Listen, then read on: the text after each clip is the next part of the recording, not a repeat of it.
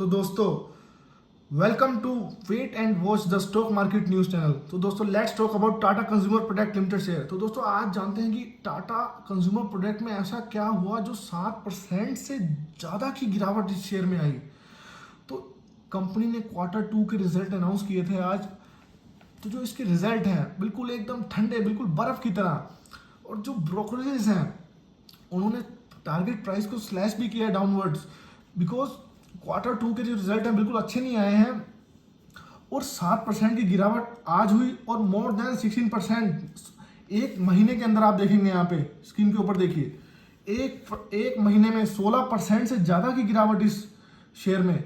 और अब हम जानते हैं कि 52 वीक हाई क्या था शेयर का। 52 वीक हाई शेयर का था 1253 के आसपास और 52 वीक लो था 862 के आसपास।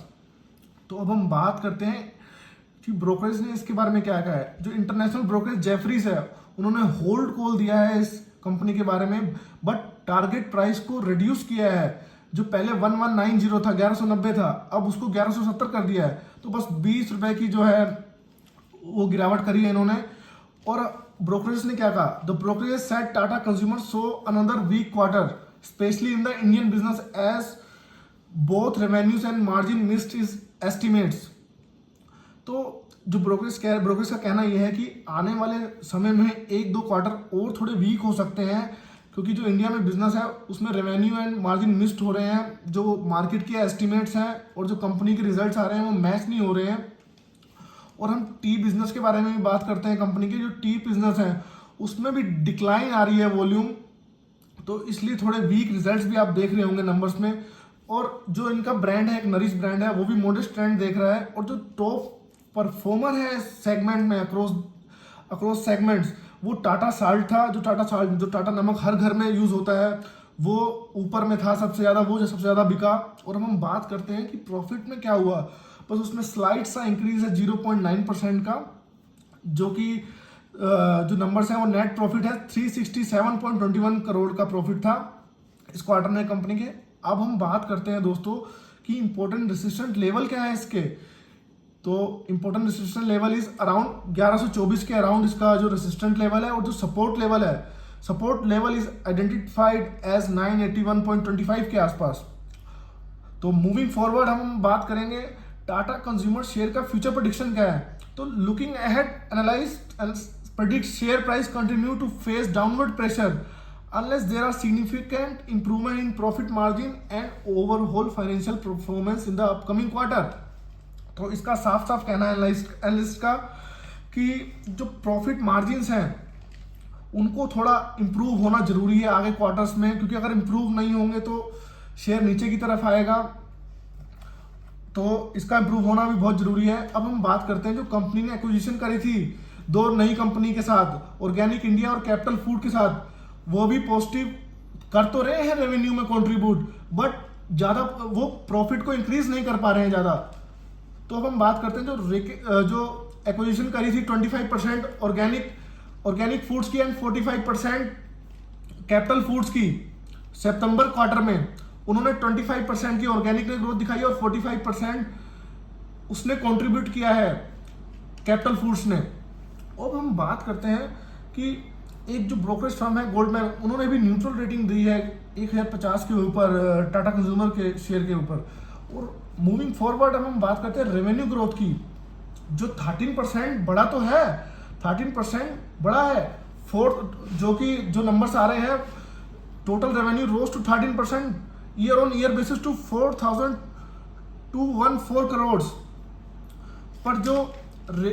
पर ये जो नंबर्स हैं, ये जो जो मैंने अभी बात करी थी हमने, जो कैपिटल फूड्स और ऑर्गेनिक इंडिया के बारे में, उसको छोड़ के हैं। बस उसको छोड़ने के बाद कंपनी ने खाली 5% की ग्रोथ दिखाई है। और उन दोनों को मिलाने के बाद कंपनी ने 13% रेवेन्यू को रोज की मतलब रेवेन्यू बढ़ा है उनका ईयर ऑन ईयर बेसिस। तो अब मूविंग फॉरवर्ड हम बात करेंगे कि नेस्ले इंडिया में क्या हो रहा है। आप स्क्रीन पे देखिए नेस्ले इंडिया।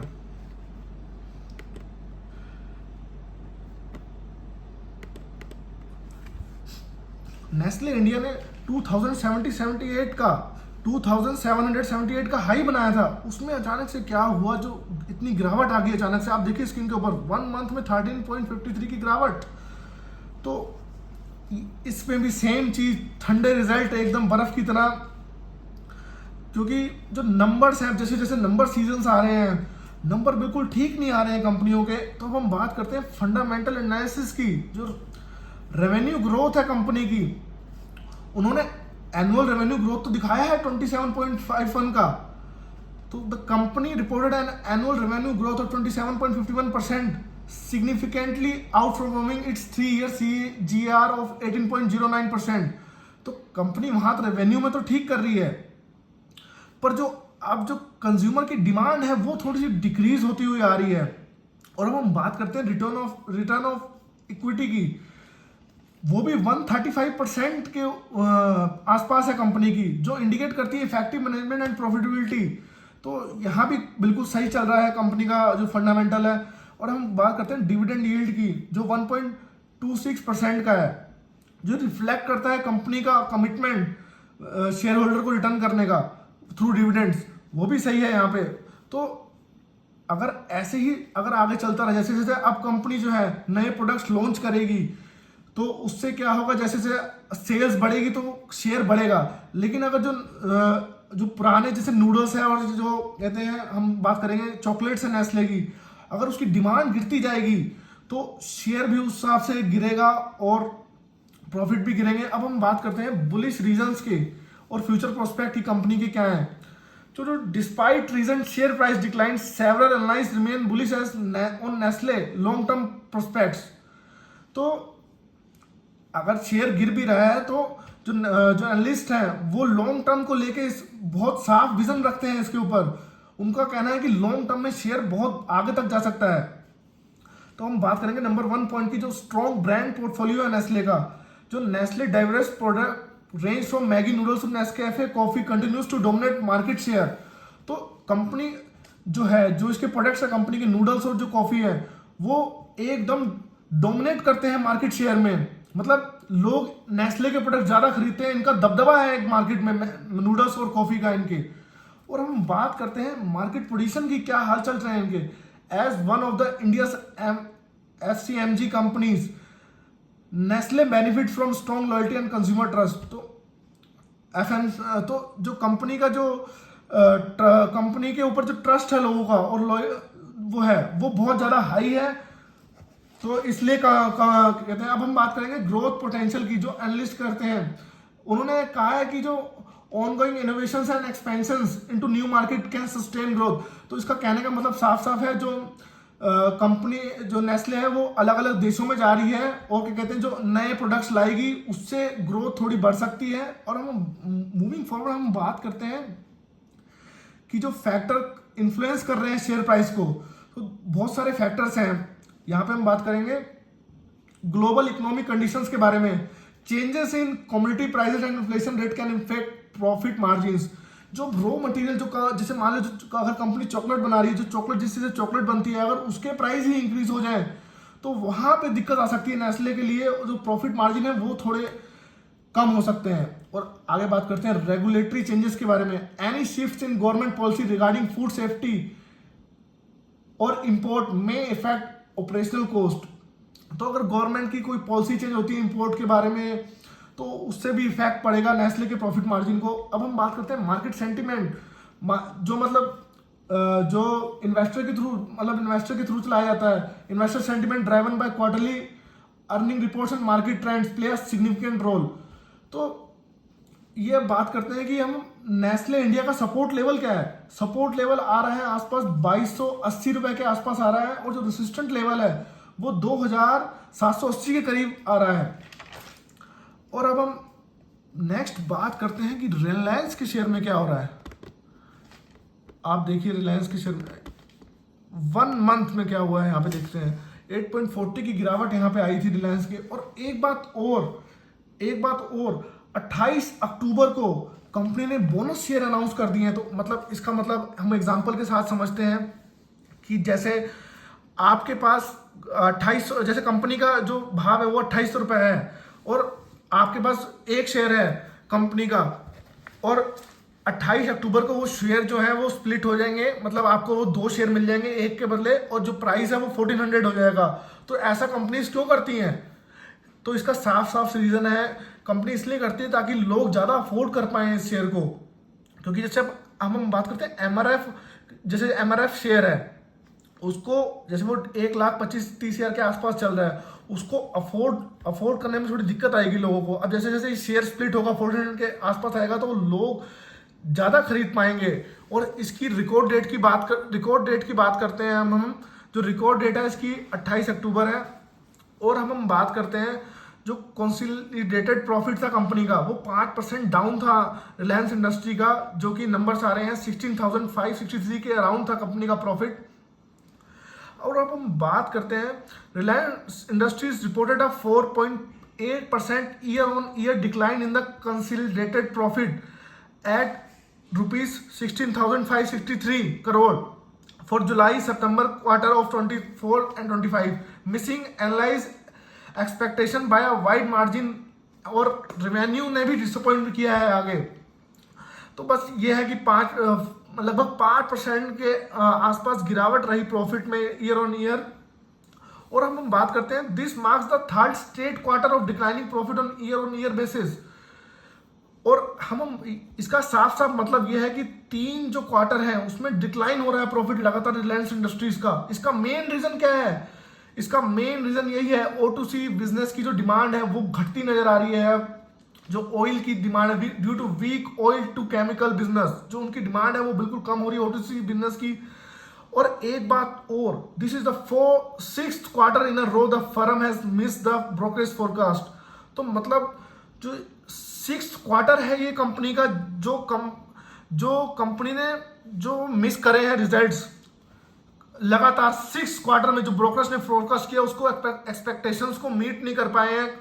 और हम बात करते हैं एक्साइज ड्यूटी कलेक्शन की। Excise duty collection from petroleum sector in FY 2024, the central government earned 2.73 trillion in form of excise duty from the retail sector, a drop of 4.8% from the last fiscal year। तो मतलब आप साफ देख सकते हैं, अगर government ही कम कमा रही है, जैसे आप देखिए अब लगभग 4.8% की गिरावट थी कहते हैं कलेक्शन में, तो बाकी कंपनियां कैसे कमाएंगी? अगर यही कलेक्शन ही कम हो जाएगा, जैसे डिमांड ही कम हो जाएगी, अगर गवर्नमेंट कम कमा रही है तो ऑब्वियस सी बात है रिलायंस इंडस्ट्री ज़्यादा कैसे कमा सकती है? अगर पेट्रोल ही नहीं बिकेगा तो कंपनी कैसे कमाएंगी आगे, कलेक्शन कैसे होगा? और हम बात करते हैं जो JP मॉर्गन है, उन्होंने बाय रेटिंग दी है शेयर के बारे में 3,125 के अराउंड। और HDFC सिक्योरिटीज है, उन्होंने भी बाय रेटिंग रखी है इस पे 3,350 के अराउंड। और आगे बात करते हैं हम टाटा मोटर्स के शेयर के बारे में, क्या हो रहा है आगे।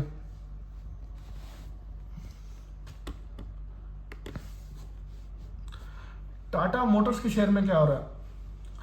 The company has significantly reduced prices on its electric vehicle and popular models with up to 3 lakhs.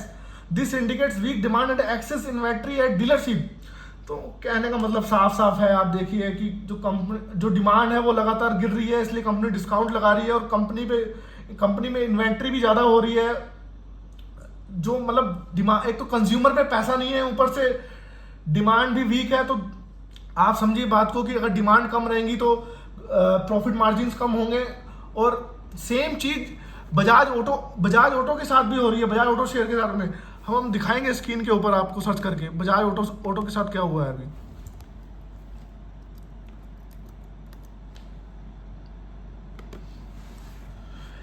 देखिए बजाज ऑटो का शेयर 10,500 पे चल रहा है, लेकिन अभी 5 दिन पहले क्या हुआ था शेयर में, लगभग 12-13% की गिरावट आई थी। तो सेम चीज है कि डिमांड, जो फेस्टिव सीजन है उनमें डिमांड कंपनियों की कम हो रही है, इसलिए शेयर डाउन चल रहा है।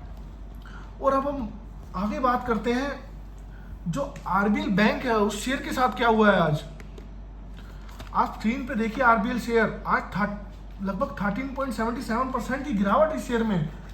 तो ऐसा क्या हो गया RBL बैंक में जो इतना बड़ा धक्का लग गया अचानक से आज इसको।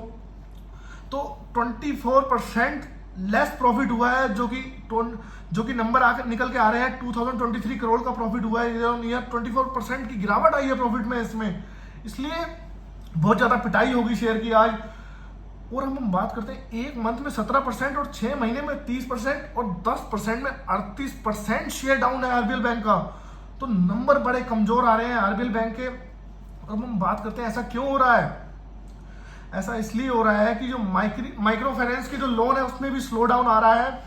और अब हम कंपनी के थोड़े नॉन परफॉर्मिंग एसेट्स की बात करेंगे जो 2.69 से बढ़कर 2.88 के अराउंड आ चुके हैं, और जो नेट एनपी हैं वो 0.74 से आके 0.79 पे आ गए हैं।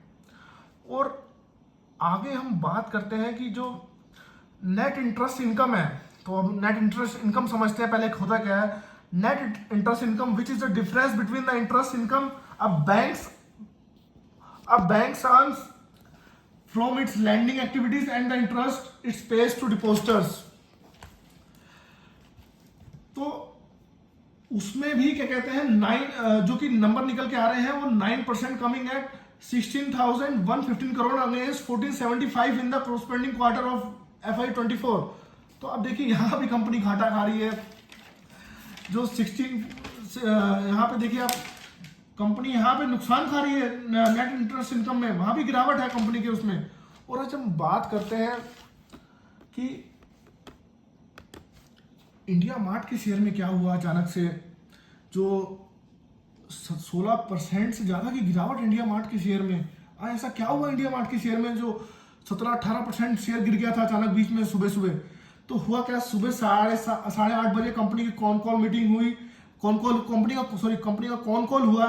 उन्होंने बोला कि जो हमारे मार्जिन है वो 34-35% के अराउंड ही रहेंगे। और जो कि अभी जो नंबर आए थे उसमें 37-38% के अराउंड थे। तो कंपनी का कहना है कि हम इसको आगे मेंटेन नहीं कर पाएंगे, और जो इसलिए आज देखेंगे आज कितनी गिरावट आई कंपनी के शेयर में। और एक और बात हम करते हैं, जो ये जो प्लेटफॉर्म है इसने 94.7% ईयर ऑन ईयर जंप दिया था नेट प्रॉफिट में। अप टू जो नंबर निकल के आ रहा है नेट प्रॉफिट का वो 135.1 करोड़ का आ रहा है। मतलब लगभग 95% की ग्रोथ हुई थी ईयर ऑन ईयर इसमें। तो आप देखिए आज कंपनी ने बोल दिया कि जो सब्सक्रिप्शन है वो भी कम हो रहे हैं, जो मेंटेन नहीं कर पा रहे हैं, जो पेड कस्टमर्स है कंपनी के वो उसमें भी थोड़ी स्लो डाउन दिख रहे हैं। और जो पुराने एग्जिस्टिंग कस्टमर है वो भी अब कंपनी से थोड़े मतलब आप समझिए सब्सक्रिप्शन नहीं दे रहे हैं कंपनी को, तो इसलिए थोड़ी गिरावट आ रही है। आगे का जो कंपनी का सिनेरियो है, कंपनी आगे इस विजन के साथ चल रही है कि आगे थोड़े जो मार्जिन हैं जो अभी 37-38 के अराउंड चल रहे थे, जो अभी जो नंबर्स आए हैं वो नहीं रहेंगे, आगे जाके वो डिक्रीज हो सकते हैं। तो इसलिए आज कंपनी का जो शेयर है वो गिरा।